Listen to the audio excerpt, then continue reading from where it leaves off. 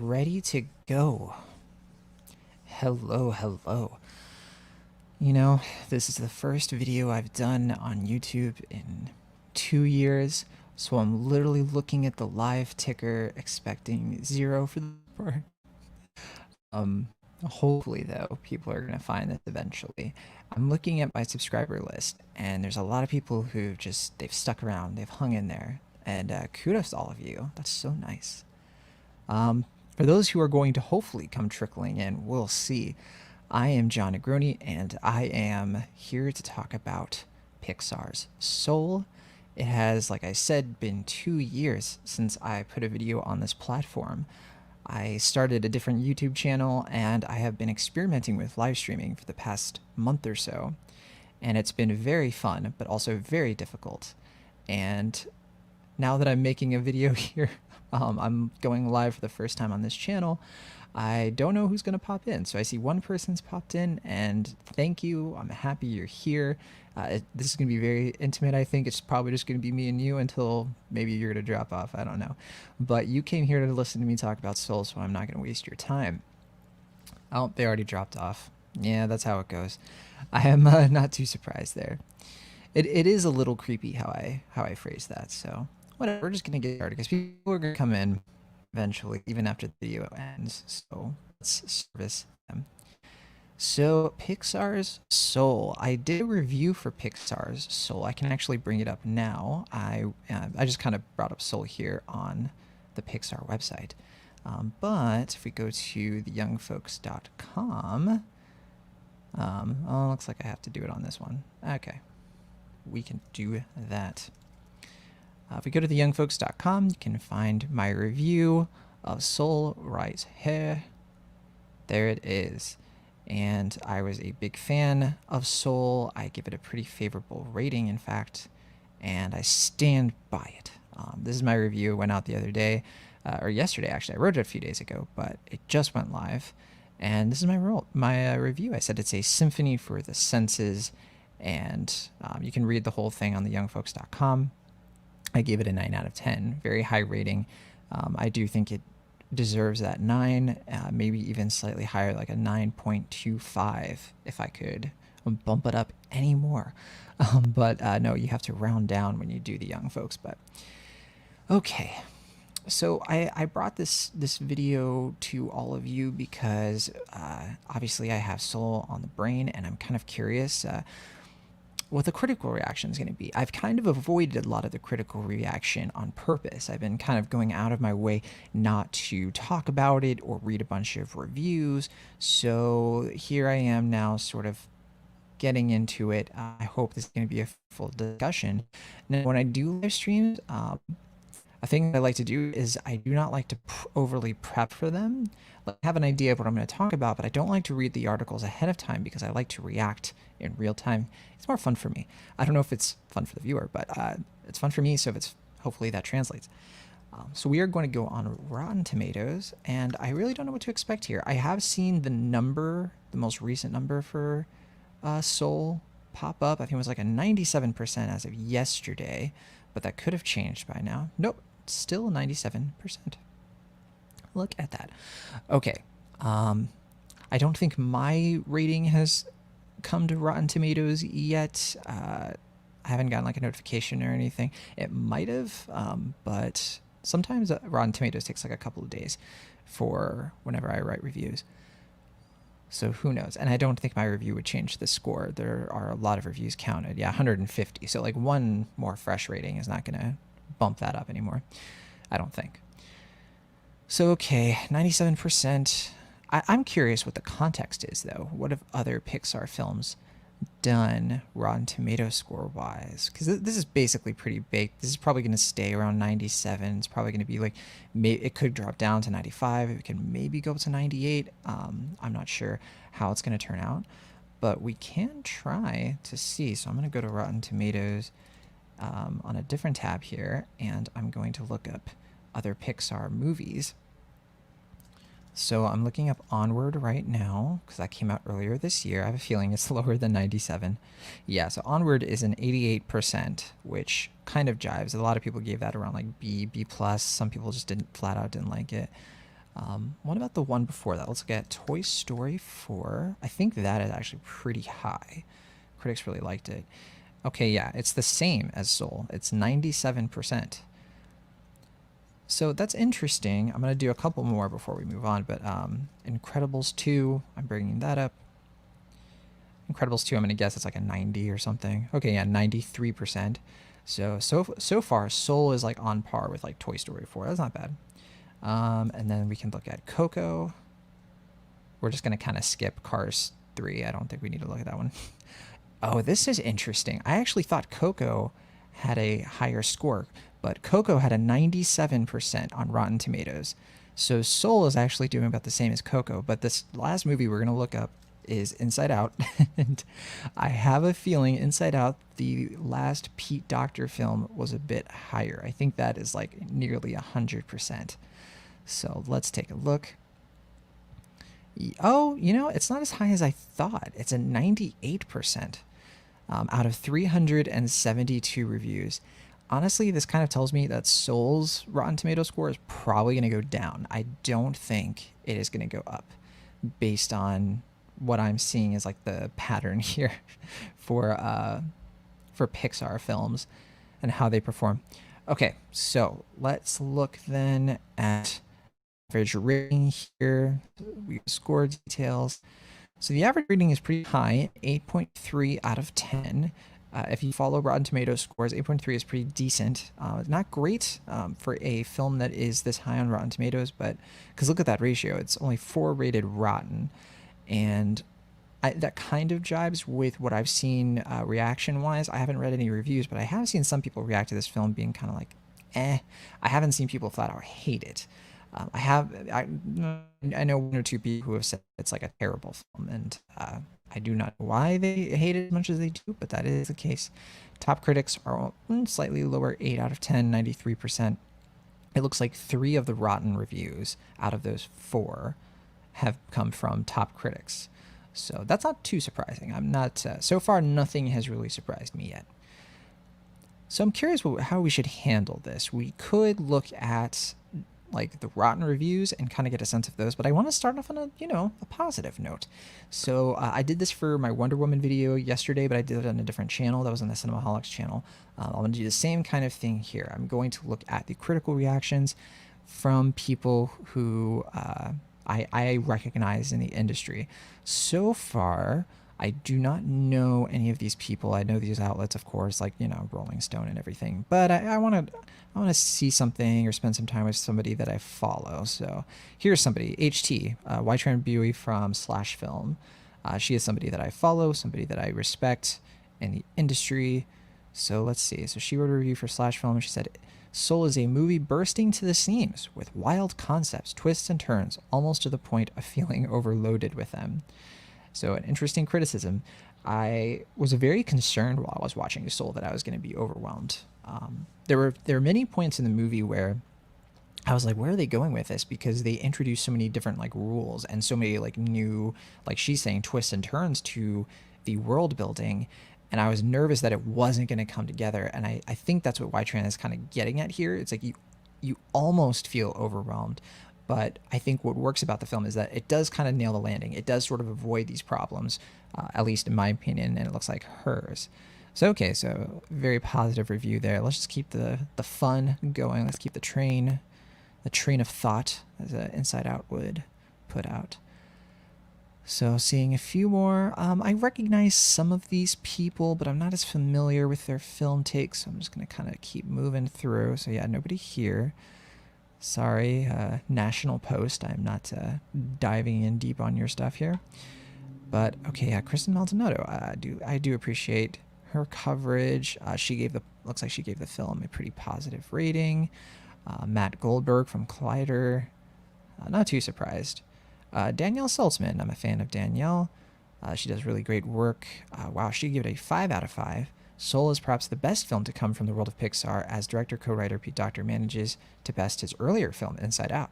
I was wondering if anybody was going to have this take, that Soul is better than Inside Out.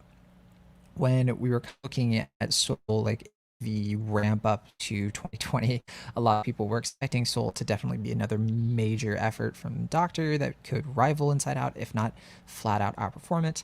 And I haven't made my mind up yet, honestly, on if Soul is better than Inside Out, but there are things I definitely like about it more than Inside Out. I'm kind of surprised to say that. I don't know if I'm speaking out of turn or anything, but time will tell. I think, a lot of us have to really sit with the film before we can make a judgment either way. I did see a rotten review, but I kind of want to overlook that for now because I didn't recognize that critic. And I don't know if I'm going to see a rotten one from somebody that I'm more familiar with. So we're going to keep moving along. Justin Chang from LA Times. Let's see what he had to say. Soul is another playful exercise in metaphysical world building, a door slamming farce staged between the portals of consciousness. Yeah, that's funny. I'm going to make the screen a little bit bigger so you guys can read a little bit better. That might be helpful. Let's see.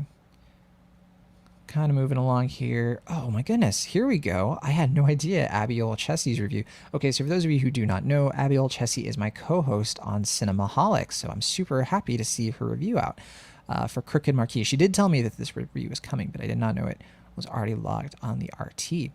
So here's what Abby had to say, and Abby and I are going to talk about this film a lot more in the coming week when we record Cinemaholics, but Soul feels like a defiant anomaly, an actual risk that demands to be taken seriously. It may not be perfect, but it suggests a creative future for Pixar that hopefully heralds more fascinating results. I'm pretty much in line with her on this. She gives it an A-, and A- is about where I land, really high A-. And yeah, she definitely, it may not be perfect, and I think some people are hoping that it's perfect. Some people are hoping this is going to be like the Pixar film to define all Pixar films, but honestly, it just isn't. I mean, there is a glaring flaw in this movie that involves a cat that I imagine most people are not going to respond well to. I'm just saying. Yeah, Lee Monson, give it a 4 out of 5. This is great stuff. Newsday is one of the rotten, and I'm not as familiar with Rafael Guzman. I see his takes on Rotten Tomatoes, so that is a thing. But I definitely want to read this. Soul is a frustrating combination of artistry, charm, and a Pixar formula that is starting to feel tuckered out. Yeah, I kind of say I cannot say I agree with that. The thing I like about Soul is how it's very different from formula. The film does not go in directions that you think it's going to go. There is one formulaic thing that does happen in Soul that I already kind of alluded to and will not give away, but it does not. I don't think it overshadows everything else that happens in the film that is so creative and so unique and so engaging about the film. So I have to push back a little bit there. I don't think that is a fair critique. That said, it looks like Guzman gives it a 2.5 out of 4. So, not outright trashing it. That's on the verge of positive. So Mick LaSalle. I've met Mick a few times. He writes for the San Francisco Chronicle. We've been to a bunch of the same screenings. In fact, I would have probably seen him at the Soul screening if COVID weren't a thing. But it looks like he gave it a positive rating, 3 out of 4. That's about that's actually pretty high for Mick. I didn't know if he was going to like it. The beauty of Soul is that just as animation is finding more being demanded of it, Pixar is answering that demand. I think it should be pointed out, and Mick's kind of alluding to this, that animation in 2020 has been stellar. We've gotten some really great animated films. We've gotten some animated films that haven't been the best or anything. Like Over the Moon kind of let me down a little bit. I was hoping that would be a bit better, but I know some people love that film, so don't get me wrong. Other people would put it above Soul, actually. I know for a fact some of my colleagues appreciate Over the Moon more. I know a lot of critics love Wolfwalkers, the A24 hand-drawn animated film from Cartoon Saloon. At least, actually, is that A24? Never mind. I don't think that's A24. I forget I said that. I think that is just like Cartoon Saloon. It's on Apple TV. And that is a film that I really enjoyed as well. But yeah, Soul for me takes the cake, and I really enjoyed Onward as well. So 2020, it reminds me of 2016, because 2016 was such a great year for animated films. Pixar-wise, you just had Finding Dory, but you had Zootopia, you had Moana, you had Kubo and the Two Strings. Every once in a while, we get a great year like that. Last year was good too, because we did get Klaus, and Klaus was a triumph. I loved Klaus. That was such a good Netflix film. Okay, what do we got here? A lot more positive reviews. I see, some people that I recognize. Richard Brody. A lot of us would have guessed that Richard Brody would give this a negative review for the New Yorker. He does not tend to favorably rate Pixar films in general, and like mainstream pop culture films. So this isn't too surprising to see. He says, far from teaching children to follow their dreams, the movie advocates leaving the dreaming to the pros. That is a complete misread of the film, Richard. If only we could have a conversation about this. No, the message of Soul is not that you shouldn't follow your dreams. The message of Soul, and I'm not really giving anything away. I could go elaborate further, and I won't. But one of the messages of Soul is that there is more to life than a single obsession that you might have. And that is a very, very healthy thing for kids to learn. Too many films are about like having one singular dream and thinking it's your only purpose in life. And we set kids up for these terrible expectations that if they can't achieve the one thing they're told they're supposed to do, that their life, their dreams and everything is like invalid, or they're somehow like defective or something. And I absolutely hate that. And it's a big reason why I really appreciate Soul, because it pushes back against that without demonizing the fact that some people really are really terrific at one thing, and that should be celebrated as well. So again, I'm not giving anything away. I don't think it really is just like pretty persistent theme in the movie that I think is really great. And I hope a lot of people agree, because it makes it such a challenging and provocative film for kids in the best way, I think. Rendy really liked the film, called it bold and ambitious. Rendy does good work on Rendy reviews. And let's see who else we got here. Still plenty of positive stuff. I mean, it's Pixar. What do you expect? Pixar gets positive ratings all the time. I didn't know Austin Burke had reviewed the film already. Actually, a while back, December 18th. 9 out of 10 from Austin, so same as me. Outstanding voice cast. Absolutely. Jamie Foxx kills it in this role. I wasn't sure about Tina Fey going in, but she definitely improved, because it sounded like Tina Fey. And in terms of Jamie Foxx, he really balances it well. You know, he plays this middle-aged band teacher, and he just plays it with a lot of heart, a lot of like savviness, and like he's a smart person, he's a friendly person, but he's also like very just like you really believe this performance, like you really believe you're in this guy's like life, and getting to know him and all that. So I am a fan. Matt Zoller Sites gave it a positive rating, 3 out of 4. Yeah, so most of these ratings we're seeing are like in the high B territory. It looks like B pluses, like a high B, stuff like that. Yeah, like even Josh Spiegel, big Disney person, gave it a B plus, and said the pitfalls of Soul are less reflective of the actual story than they are the reality that 25 years into releasing feature films, Pixar has become, dare it be said, might formulaic. I gotta argue this.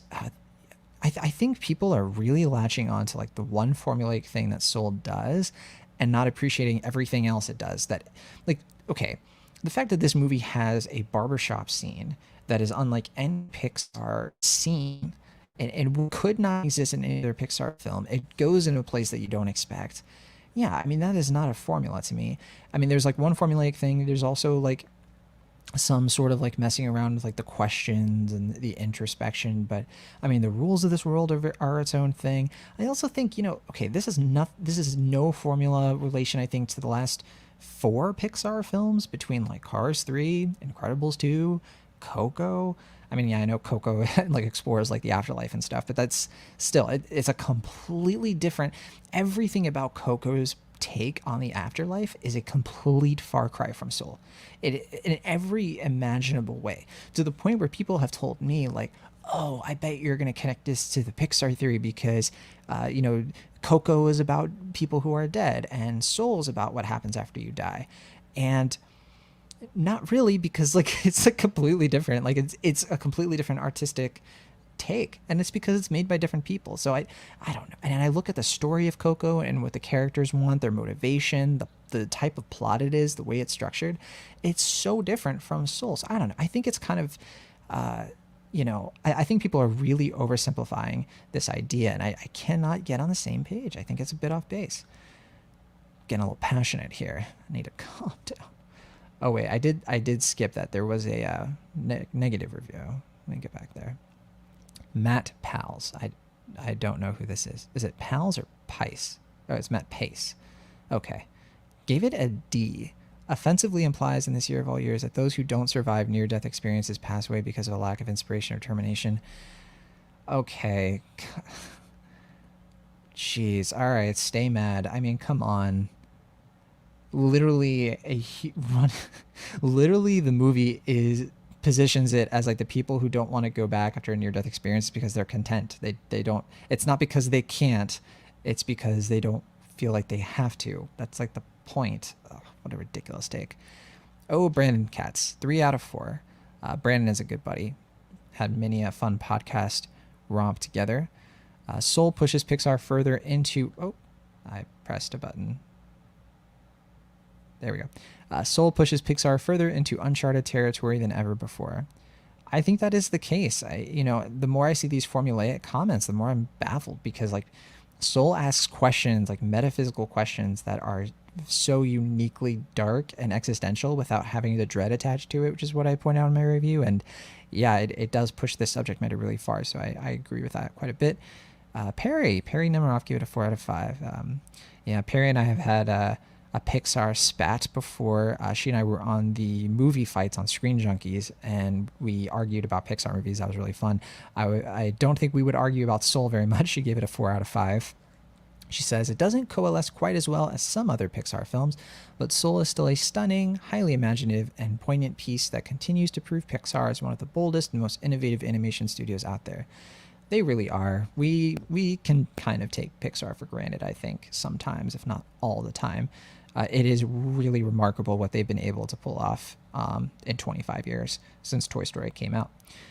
Kate Sanchez, love Kate. She's fantastic. I didn't know she did a review for, but why though? She says, Soul offers humor, yes, but it also offers a heart-filled exploration of life living and our impact that sometimes we forget to realize.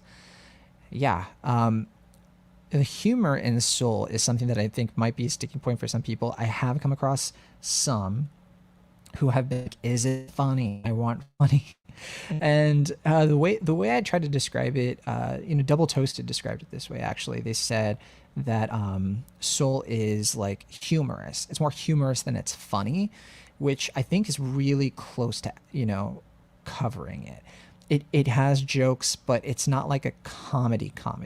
I don't know. It's like the kind of genre that's like all ages sort of genre where you can watch it. There's jokes once in a while, but you're really watching it not to laugh. You're watching because you care about the characters and see what happens next and learning about the world. So I think that's fair. Wow. So Josh Wilding gave it a 5 out of 5.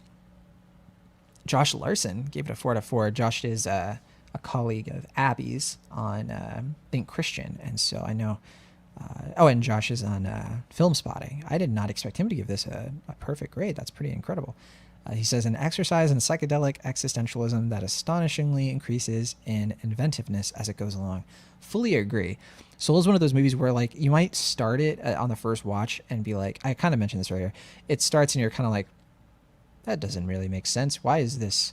And then as it goes along, the world gets fleshed out more. And at least for me, and it looks like a few other people, it definitely hits its stride over time. Bob Chipman is one of the first film critics I ever like really got into. I was watching his Escape to the Movies videos when I was in college, if that tells you how long I've been engaging with his content. I think like the first video I saw from him was like his Dark Knight review in like 2008, whatever year that was. But yeah, he gives it a 9 out of 10. And I think he's still doing work for The Escapist, if I'm not mistaken. Alex Dowd. Alex Dowd is the film critic that I got into when I was in my 20s. And, he's definitely been one of the most challenging film critics out there for me. Has really made me question some of the films that I really love and some of the questions that I really hate. So I always love reading his reviews. Or even though I disagree with Alex Dowd quite a bit, maybe like half the time, I never ever walk away from one of his reviews disappointed. So this is a big shout out to him and AV Club. I think he has a podcast, the Film Club, AV Club, Film Club, with Katie Reif, who I also respect dearly. Both of them are tremendous, some of the best working critics out there, I think. And he gave it a B. And Alex Dowd B, by the way, is like an A. is tends to be a joke. Some of you AV Club readers might know that inside joke. But no, seriously, a B from Alex is actually high praise. That's like most films he would give a B to, I would probably give like, a B plus or like an A minus, which is what A minus ends up being my grade. So he's very brutal. He watches a ton of films and he has a very great catalog of films that he has seen that really inform his opinions. So he says here, it's overflowing like a bright portal into a new reality with gorgeous details. So what if they don't quite add up to a deeper whole? Yeah, I mean, I've talked about the themes of Soul already and why they work so much for me. So, yeah, I don't know. I don't know what the film could have done more necessarily to really involve people the way that I think they want to, but it's all fine. Seeing some people here, people I recognize, but I do not really follow or like keep track of. So I'm just kind of moving right along. I think we might have seen all four of the Rotten reviews over time. That probably happened. Oh, Hannah Woodhead. Love keeping track of her stuff. And I didn't know she was a top critic now. Congrats, Hannah. So for Little White Lies, Hannah says, for everyone who's ever felt they weren't good enough, Soul suggests a move towards accepting that life isn't something you can figure out on the first try. Really well put, and that is my counter argument to a lot of the reviews I've seen that have said the opposite. That is a detriment of Soul. That it is like it's saying something that is like make sure I word this correctly. Like, it's not a film that's trying to say that you shouldn't follow your dreams, like that one reviewer was pointing out. It's a movie about how sometimes your dreams change, and that's okay. And like, come on, animated films, they always are about like the same thing: punch the villain enough, or like be yourself, or follow your heart. These are just very generic things that kids watch, and they're just like, okay. But think about, for you, the movies you watched growing up that really impacted you. A lot of them had really deep meanings, things that were kind of fresh and that made you think about things for the first time that you had never thought of before. For me, it's not really a lot of movies, honestly. I think of a lot of things like a lot of TV shows, animated shows. Hey Arnold. Hey Arnold was a show that had really serious subject matter. That came out when I was 7 years old. And I remember watching Hey Arnold and being exposed to like philosophical questions for the first time and difficult, urban situations that I had never really considered before. And if we keep it a Pixar, Toy Story was one of the first films I ever saw in a theater. And the thing I loved about Toy Story when I saw it as a kid was it was about something that I had felt before, but had never really seen in a narrative before. And that was like that feeling of jealousy, that feeling of like you are going to lose the affection of the people you care about. That's heavy stuff. And as we know, the Toy Story movies only got more deep from there and more existential. So, and I think that is for the better. The last one I'm going to look at here is from Chloe Slaufrey. I follow her as well. She wrote a review for The Independent, 5 out of 5. Not only does Soul live up to Pixar's own impossibly high standards, but it represents the very best the studio has to offer: beauty, humor, heart, and a gut punch of an existential crisis. So she was one of the first reviewers to see it. Looks like she reviewed this back in early October. So yeah, I think we looked at all the Rotten scores. There used to be a way that you could filter this. It doesn't look like I can. That's kind of what I was banking on, but I guess they changed the UI for Rotten Tomatoes since the last time I really like dug in deep here. So, oh well. So that's what the critics think of Soul. It's overwhelmingly positive, and I'm not like surprised or anything. I guess I am just a little bit like, so far I haven't seen like a lot of arguments that have really explained like the shortcomings in a way that I understand. And which actually is a good thing, because I think that would mean that people are spoiling like the one glaring flaw I do think that is in Soul, and that the fact that they're not doing that is good to see, at least for these Rotten Tomatoes excerpts. One of the reasons I didn't open any of the reviews is because I do not want anybody, I don't trust anybody to not spoil the film, because even reviewers I really, really respect can fall into that trap. So this is my review. I kind of alluded to this one earlier, so I'm going to kind of get into it here, but this is my review of Soul, and off the top I will say I do not spoil the movie at all, and I do my best to like lay things out with decent arguments and arguments that make sense, I guess. So my first line here: most people believe they were born to do something. In the latest Pixar movie directed by Pete Docter, sets out to prove that this maxim is at least partly true. Docter and his creative partners at Pixar just might have been born to create some of the finest animated films of our time. I truly believe that. I think that Soul is just a triumph, honestly. And I think that Kemp Power, who co directed and co wrote this, does such a good job with the film and really brings that personality that would have otherwise, I think, have been missing. I kind of want to go to Letterboxd here. I think I'm signed in. I'm not. Shoot. I'm not signed in, but that's okay. I'm just going to like look for Soul anyway.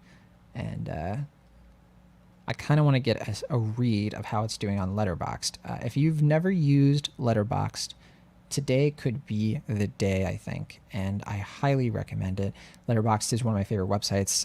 It's one of the best websites out there for people who love film and want to get the most out of film. I'm gonna get a sip of water.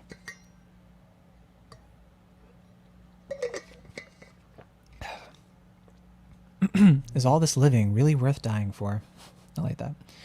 Okay, yeah. So let's look at these ratings. It looks like the average rating here is a 4.1. Letterboxd has a 5-star rating. So 187 5-star ratings, that's 21%, and 245 4.5 ratings, 27%. That's really good. And the 4-star rating is the highest. It looks like 28%. Yeah, not a lot of ratings. Like three half-star ratings, no 1-star ratings. Yeah, that's not too surprising. Yeah, so this is out of 897 people who have given a star rating. Looks like 1.5 thousand have said that they've watched the film so far. Pretty high. That comes from, of course, film critics, but also a lot of people who watch films like early access, people who might have gone to a screening or two. And yeah, the most popular reviews, not surprising, David Ehrlich is at the top. He usually is for Letterboxd. He gave it 3 stars, fun out of 5. So 3 stars is kind of like a B minus. Fun and clever in a Pixar wants what Don Hertzfeldt has kind of way. All right. And the Jerrys are incredible, but it's Inside Out all over again. No, it is not. This movie is not Inside Out. It just isn't. Like, everything that Inside Out is about is like a completely different animal from Soul. Inside Out, for example, is not about your life's purpose. It's not about death. Inside Out is about your emotions. It's about how life changes can cripple us. And it features a young white girl in San Francisco. This is a very personal and, in some ways, as Ken Powers put it, autobiographical film about a middle-aged black man in New York who is obsessed with cheating death. It's not Inside Out. And I just think it's such a superficial thing because people look at some of the visuals and some people look at some very superficial aspects of the plot and are like, it's just Inside Out again. And they're only making that comparison because this is coming from Pete Docter. I almost can guarantee you that if this had been made by another studio and Pete Docter had nothing to do with it, which is of course impossible because it's very much a Pete Docter thing, people would not be making this comparison. They really wouldn't be. And I'm getting sick of it. I'm getting sick of the Inside Out. Like, it's Inside Out. It's so cheap and lazy, and it just strikes me as people who are trying to make something very simple out of a very complicated film. So I'm annoyed. Yeah, and he says how the characters are literally concepts.